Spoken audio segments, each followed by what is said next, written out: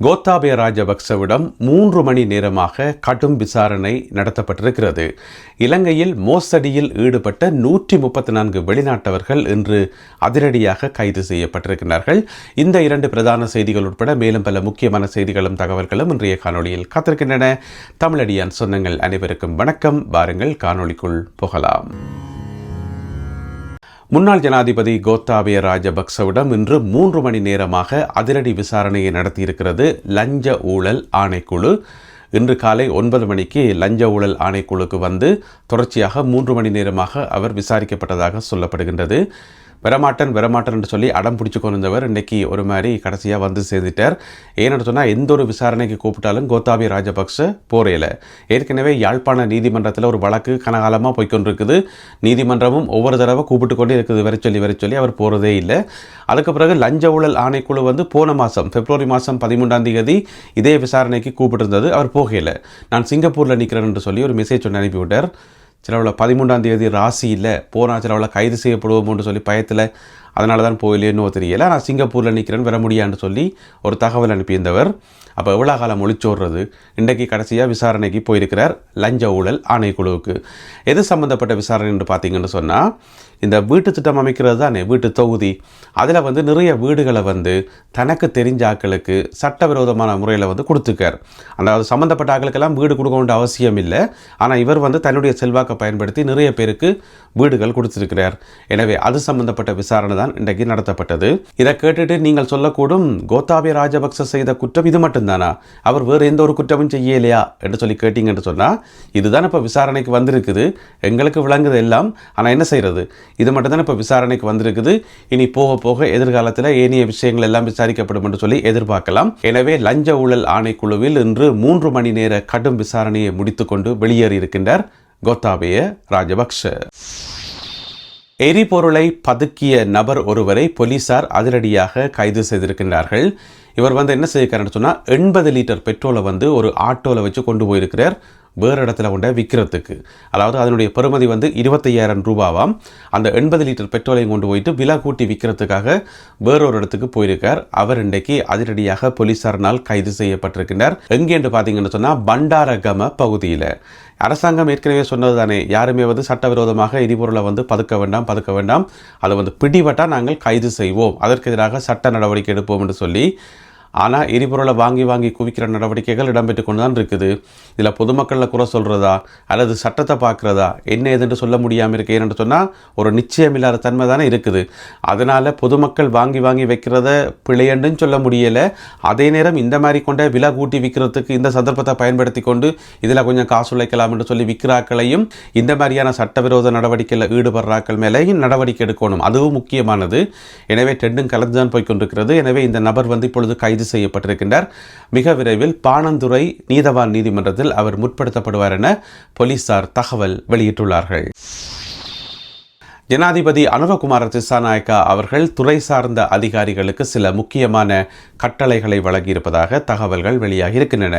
என்னென்னு சொன்னால், ஜனாதிபதி அனுரகுமார திசாநாயக்கா தலைமையில் இன்றைக்கு ஒரு கூட்டம் ஒன்று நடந்தது. பார்த்தீங்கன்னு சொன்னால், இந்த எரிபொருள் பிரச்சனை வந்த பிறகு ஜனாதிபதி தலைமையில் ஒரே மாறி கூட்டங்களை நிறைய அதிகாரிகளை சந்தித்து நிறைய வேலைகளை கொடுக்க வேண்டியிருக்குத்தானே. அந்த அடிப்படையில் இன்றைக்கு நடந்த கூட்டம் யாரோடு என்று பார்த்தீங்கன்னு சொன்னால், அத்தியாவசிய பொருட்கள் ஒழுங்காக விநியோகம் செய்யப்படுதா என்றதை கண்காணிக்கிறதுக்காக ஒரு குழு ஒன்று அமைக்கப்பட்டது. அந்த குழுவினரை கூப்பிட்டு ஜனாதிபதி இன்றைக்கு பேசியிருக்கிறார். அதன் போது தான் சொல்லியிருக்கார் என்னென்னு சொன்னால், ஒவ்வொரு அமைச்சும் இருக்குத்தானே, இலங்கையில் இருக்கக்கூடிய ஒவ்வொரு அமைச்சும் தங்கள் அமைச்சில் வந்து எவ்வளவுக்கு முடிஞ்ச அளவுக்கு சிக்கனமாக எரிபொருளை பாவிக்க முடியுமோ அந்த அளவுக்கு சிக்கனமாக எரிபொருளை பாவிக்கணும். அமைச்சுக்குள்ள இருக்கக்கூடிய எல்லா அதிகாரிகளும் இதை பின்பற்றணும் என்று சொல்லி ஒரு கட்டளை ஒன்றை வழங்கியிருக்கின்றார் ஜனாதிபதி அனுரகுமார திசாநாயக்கா. எரிபொருளை சிக்கனமாக பாவிச்சா மட்டும்தான் நீண்ட காலத்துக்கு தாக்கு பிடிக்க முடியும் என்றதான் அரசாங்கத்தினுடைய நிலைப்பாடு. எனவே எல்லோரும் எரிபொருளை சிக்கனமாக பாவிப்போம். நாளை 18ஆம் தேதி தொடக்கம் ஒவ்வொரு புதன்கிழமையும் இலங்கையில் வந்து அரச விடுமுறை என்றது ஏற்கனவே அறிவிக்கப்பட்ட ஒரு விஷயம்தான்.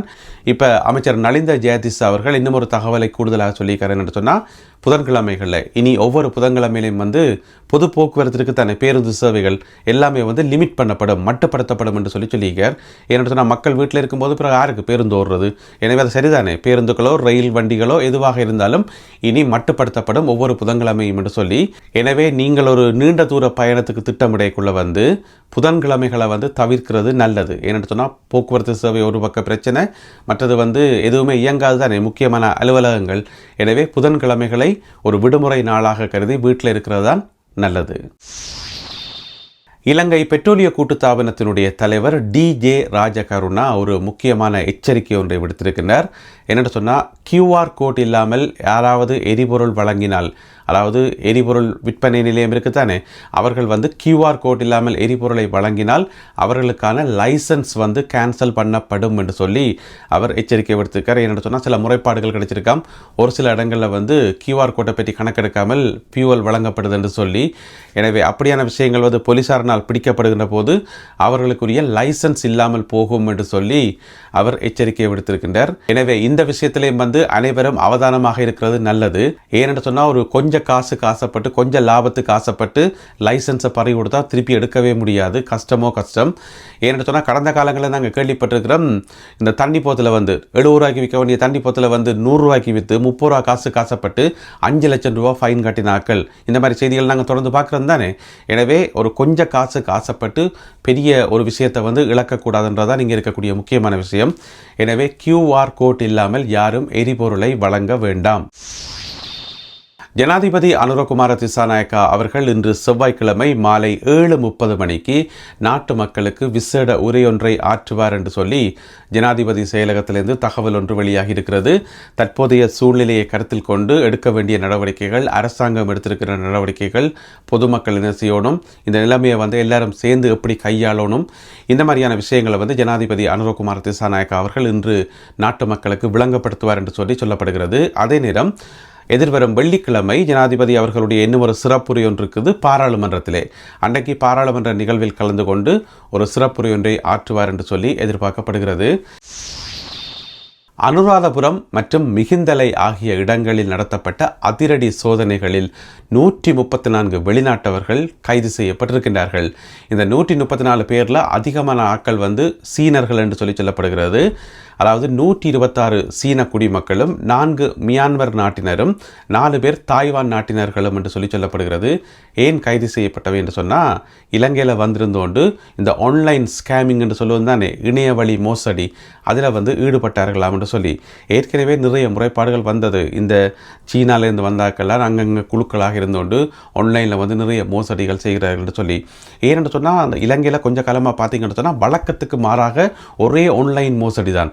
அதிலேயும் பார்த்தீங்கன்னு சொன்னால், இந்த QR கோட்டுக்கு ஒரு இணையதளம் அறிமுகப்படுத்தப்பட்டது. உடனே பார்த்தீங்கன்னு சொன்னால் ஃபேக்கான இணையதளங்கள் உருவாக்கப்பட்டது. அதப்படி அவ்வளோ குயிக்காக ஆறுதலத்தை செய்யணும் என்று பார்த்தா இந்த மாதிரியான ஆக்கலாம் வெளிநாட்டிலேருந்து வந்து இங்கே இருந்தோண்டு அனுராதபுரத்திலையும் மிகுந்தலையிலையும் 5 இடங்களில் தங்கி இருந்தவையா, மறைவான இடங்களில் தங்கி இருந்தோண்டு கம்ப்யூட்டர் எல்லாத்தையும் பண்ணி வந்து வச்சுக்கொண்டு இதுதான் வேலை. ஆன்லைனில் வந்து ஸ்கேம் பண்ணுறது, ஏமாத்துறது, காசு பறிக்கிறது, இந்த மாதிரி வேலைகள். எனவே இன்றைக்கு இராணுவ புலனாய்வு பிரிவும் குடிவரவு குடியகல்வு திணைக்கள அதிகாரிகளும் ஒன்று சேர்ந்து பெரிய ரெய்டு ஒன்று நடத்தி இந்த 134 பேரையும் கைது செய்திருக்கிறார்கள். இவர்கள் மிக விரைவில் நீதிமன்றத்தில் முற்படுத்தப்படுவார்கள் என்று சொல்லி எதிர்பார்க்கப்படுகிறது. எனவே இலங்கையில் நடந்த இந்த மாதிரியான ஒரு கைது நடவடிக்கையில் வெளிநாட்டவர்கள் பெற்றுமளவில் கைது செய்யப்பட்ட சந்தர்ப்பம் இதுதான் முதலாவது சந்தர்ப்பம் என்று சொல்லப்படுகிறது. ஒரேடியாக 134 பேர். எனவே விசாரணைகள் தொடர்ந்து இடம்பெற்று வருகின்றன. நல்லது அன்பான உறவுகளை, இத்துடன் இன்றைய செய்திகளும் தகவல்களும் நிறைவு பெறுகின்றன. இந்த காணொலியில் பகிர்ந்து கொள்ளப்பட்ட செய்திகள் தொடர்பான உங்களுடைய கருத்துக்களை மறக்காமல் கீழே எழுதுங்கள். மீண்டும் சந்திப்போம். நன்றி, வணக்கம்.